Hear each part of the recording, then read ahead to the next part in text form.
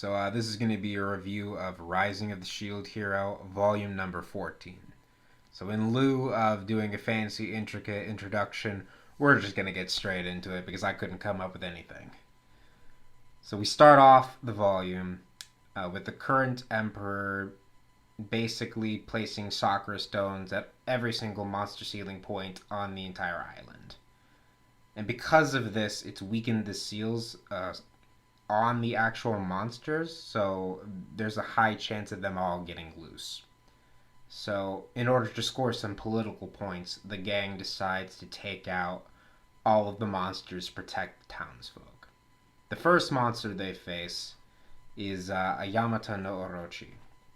For those people who aren't familiar, it's basically like a Hydra. Or if you've never seen One Piece, it's Orochi. It's just straight what Orochi's devil fruit lets him turn into.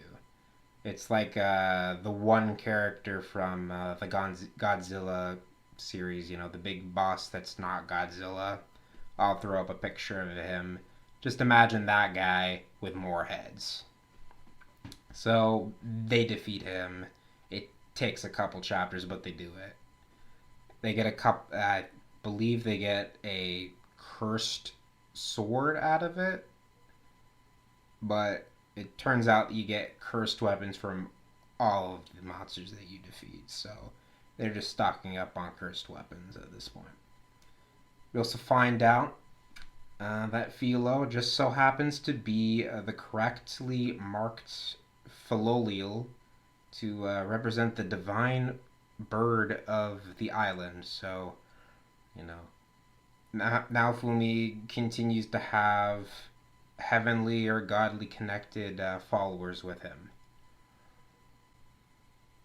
While all of this monster hunting continues to go down in the background, we get introduced to this new character named Zodia at the time, but we later find out that it's Sedina's younger sister, Shildina, who is the current Miko priestess of the country.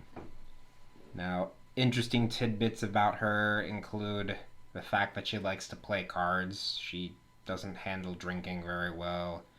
And like every single other female in this entire series, she's attracted to the main character. I mean, she even goes to the trouble of giving a piece of her soul in a card to him, which surprisingly becomes relevant very quickly. In addition, we find out a lot more about the power scaling of this universe. While they're down fighting the boss monsters, we're going to call them, they find out a lot more about the power sharing methods. In particular, we find out that trusting in others and others trusting in you enhances your abilities. So to some extent, it's a little bit like the power of friendship-esque kind of dynamics, but they're not going over the top like in Fairy Tail. So it's much more tasteful. We also find out that life force is in fact a thing. In fact, in addition to all the SP and HP that the heroes have, they get a new category called EP. And it essentially allows them to activate that one martial art that all of the villagers have been trying to learn the entire time. But in preparation for the final battle, they jump back to the village, abusing that teleport power to its maximum, and grab Ren, the swordsman, and then they whip back out there. So they're ready for the final fight. The entirety of the battle consists of the second half of the actual volume. The final battle for this volume goes a little something like this.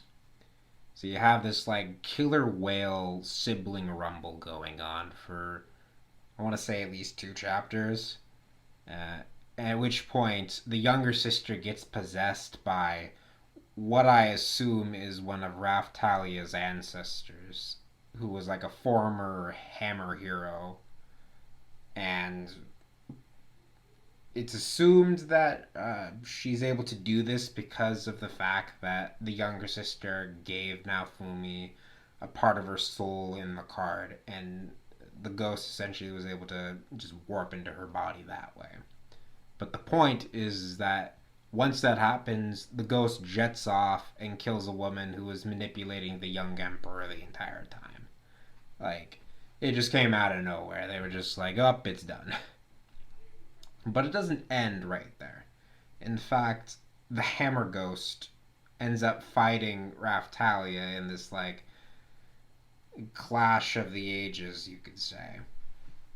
But after it ends, Malfumi deals with the young kid by essentially traumatizing him. He has Philo essentially just rough him up.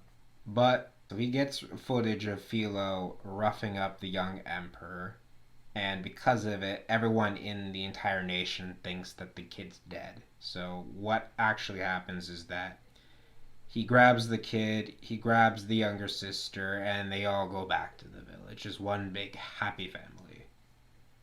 So overall thoughts of this volume, honestly, it read very quickly. It wasn't, you know, too hard to pick up. It was pretty fast paced, in all honesty. Uh, but nonetheless, solid. It was a quick read, but solid. Quite a bit of fighting in this one, so it read very, very quickly, as I've stated. Get introduced to a couple characters. None of them are like, oh boy, these are going to be big fighters in the long term, but that's still cool. But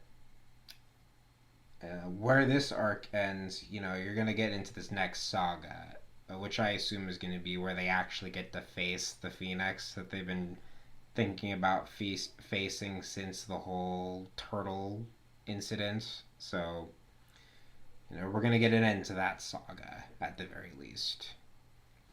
But other than that, stay safe, everybody. I know, as I'm recording this, it's still the beginning of April. So, yeah, just continue to stay safe. Take care of yourselves. And have a good day.